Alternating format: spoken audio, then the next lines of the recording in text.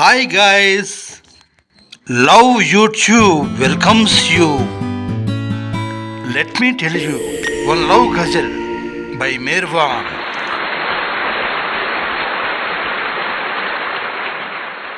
అది 1916వ సంవత్సరం పూనా నగరంలో అసుర్ఖానా అనే కంటోన్మెంట్ ప్రాంతం.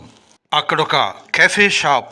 ఆ కెఫే షాప్ ఓనర్ 22 జొరాస్ట్రియన్ యువకుడు. అతడే మేర్వాన్. ఈ ఘజల్ రాసింది మేర్వానే. పర్షియన్ భాషలో ఘజల్ని తెలుగులోకి అనువదించినది బాలాజీ. నా ప్రియతముని ముఖాన్ని చూసినప్పటి నుండి నా హృదయంలో అది చెరగని ముద్ర అయ్యింది. అతని ఎడబాటు నా హృదయాన్ని ముక్కలు చేసింది. ఇక మిగిలింది ఆ ఎడబాటు కలిగించిన మచ్చ మాత్రమే. ప్రేమ పుష్పాన్ని జ్ఞానంగా భావించుకో. ప్రియతముడి శిరోజాలను వలగా తలుచుకో. ఆయనకై చేసే స్మరణను నైటింగేల్ పక్షి గానమే అనుకో. ఆ స్మరణ ఇప్పుడు తలను దాటి నా హృదయంలో చిక్కుకుంది. నా అస్తిత్వం నాశనమైనప్పుడు ద్వంద్వం మాయమవుతుంది. అప్పుడు ప్రేమికుడే భగవంతుడవుతాడు. హృదయానికి ఉన్నది ఒకే ఒక్క నిలవు. ప్రియతముడు హృదయంలోనైనా ఉంటాడు, లేక హృదయమే ప్రియతముడిలోనైనా ఉంటుంది. నిజానికి ఆ రెండూ ఒక్కటే.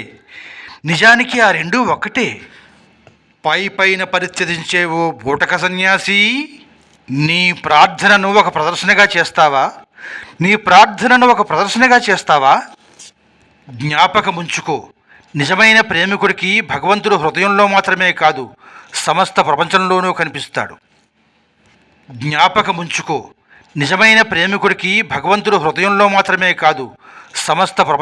కనిపిస్తాడు. ప్రియతముని నిలవు మధుశాల వద్ద ఉందని కొందరంటారు, మరికొందరు మసీదులో ఉందంటారు.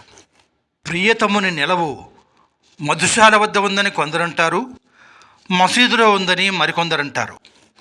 ఓ హ్యూమా, బయటేం వెతుకుతావు? భగవంతుడు నీ లోపలే ఉంటాడని అర్థం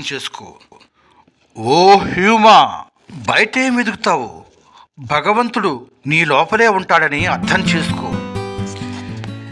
ఇంతవరకు మనం విన్న ఘజల్ రాసింది మేర్వాన్. మేర్వాన్ అంటే ఎవరో కాదు, చిన్ముద్రతో దర్శనమిచ్చి డోంట్ వర్రీ బీ హ్యాపీ అని భరోసానిచ్చే Avatar Meher బాబాయే.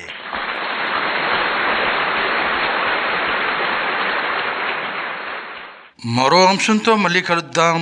Love you all.